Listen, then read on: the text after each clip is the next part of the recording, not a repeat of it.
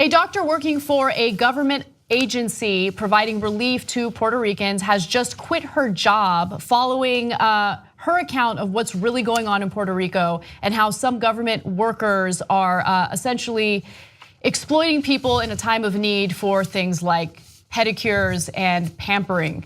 Now, this was a story that was broke by Rachel Maddow, and the identity of this woman isn't clear, but we do know that she worked for the National Disaster Medical System. Again, this is an agency that is working to provide relief in Puerto Rico. And according to the doctor, the disaster relief employees, quote, used a triage tents that are supposed to be for medical care and instead brought in local Puerto Rican residents to give the medical workers cut rate manicures and pedicures, all while on the clock. She was also quoted as saying that she finds this gross misuse of taxpayer funds and abuse of our privileged positions personally abhorrent. The doctor said that she opposed the optics of NDMS medical personnel responsible for seeing injured and ill Puerto Ricans who have no homes, food, or supplies having a spa day on taxpayer money, which she found personally abhorrent. Okay, this is bad in 18 different ways.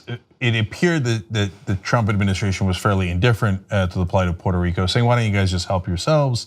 And then later tweeting, well, we've been there for 3 weeks, how long are we gonna stay? Now we find out that some of the people there not only are not taking the time to help people, which is the #1 problem. You're supposed to be busy actually helping people. 83% of Puerto Rico still doesn't have power. So that you're there for a reason, and a lot of people have been hurt. Then to turn around and waste taxpayer dollars by spending the day getting manis and petties, absolutely unacceptable. Having Puerto Ricans who are suffering provide those manis and petties. That's the third one. Yeah. It's so gratuitously insulting. Oh, we're down in Puerto Rico, so instead of helping them, let's get them to do our manicures and pedicures. How could you not see that that's gross? And you don't see that if that's just your way of thinking. Like of course that's what I'm gonna do here, right? And it shows an indifference to their lives that has been a consistent theme so far in how we've treated Puerto Rico in the recovery from Hurricane Maria. The fish rots from the head down. Right. I mean, certainly it's true. This administration was slow to respond to Puerto Rico, and then of course when they respond inadequately, and as Cenk says, it's sort of the short timeline that the president has referenced, and then this is just, I mean, this is insanity, right? I mean, it's like a cartoon. I mean, it's like if this were a cartoon, you'd go, wow, that's kind of in bad taste. These people are dying, and then you do a cartoon like this. It's not a cartoon. They really did it.